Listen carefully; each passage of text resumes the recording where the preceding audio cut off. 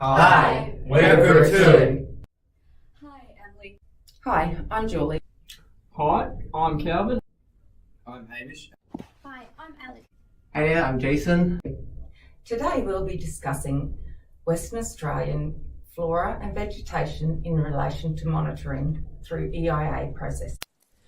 Western Australia flora and vegetations in relation to monitoring through EIA process. Our presentation aims to explain the relationship between government legislation and environmental impact assessment, as it relates to monitoring and terrestrial flora and vegetation described in Western Australia policy. Western Australia has a high level of floral biodiversity and native species, with many species occurring in small localized populations or distributed throughout an increasingly fragmented network of remnant bushland.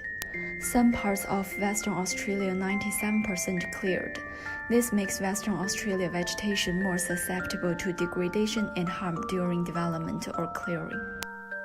Legislation procedures and guidance documents are the tools used by practitioners to undertake the monitoring of flora and vegetation, explicitly monitoring development approvals to ensure that the proponent complies with the conditions recommended by the EPA and enforced by the ministerial approval document.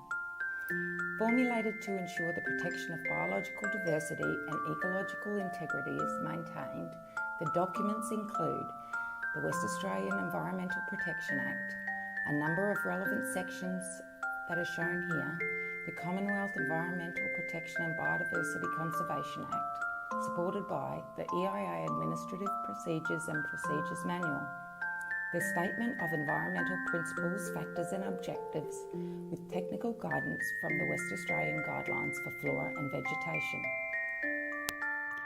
There are important considerations when monitoring as part of an EIA process. The mitigation hierarchy outlines the levels and conditions to be met by the proponent, identification of potential impacts to receptors including direct and indirect impacts, as well as the significance of the receptors, help determine the scale at which monitoring activities are to be conducted, and guarantees adequate data is collected. Data ensures levels of accepted impacts are not exceeded or the specific level of improvement is attained. Factors that can determine the significance of impact, including the occurrence of certain or priority species, cumulative impacts, and previous degradations. Functionally essential species, important foraging and refuge flora, and flora with specific requirements and distributions. The knowledge gap is an issue for the proponent when undertaking monitoring of flora and vegetation because of the following: a lack of statewide detailed systematic vegetation mapping, a lack of understanding of ecosystems, changed fire regimes, vegetation challenges due to a history of severe habitat loss and degradation, habitat loss affecting the survival rates of some plant species, and there are no very early statewide baseline studies to work from to establish the ideal condition of flora and vegetation, making it impossible to compare outcomes to an undisturbed environment. The purpose of monitoring is to ensure the proponents fulfill their obligations and conditions whenever an approved described actions has been implemented, and must satisfy the ministerial conditions, the requirements of the acts, and reflect the direction of supporting documents. More than sentence that stress good practice would be to commence monitoring as early as possible.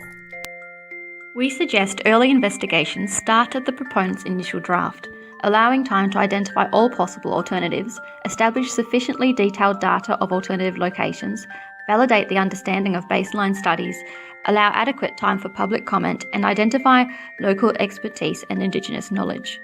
Our view is there appears insufficient emphasis in the documents for monitoring activities.